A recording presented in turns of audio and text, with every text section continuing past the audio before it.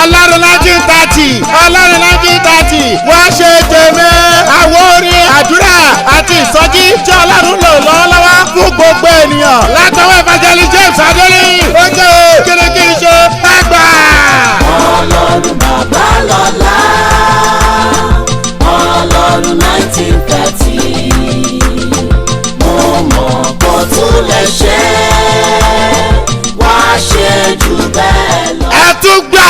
ó ṣe tèmi o. bàbá ń ṣe tèmi lọ́wọ́. ó ṣe tèmi o. bàbá ń ṣe tèmi lọ́wọ́. ó ti wà ní títà káàkiri marketed and distributed by Bakula Films and Records tí wọ́n wà ní Market Street ní Ṣómólú ẹ̀lú wa rè é 08166870136 ọlọ́run 1930 sílẹ̀ gògó mọ́ grab your copy now. tìrẹ o. bàbá ń ṣe tèmi lọ́wọ́. ó ṣe tèmi o.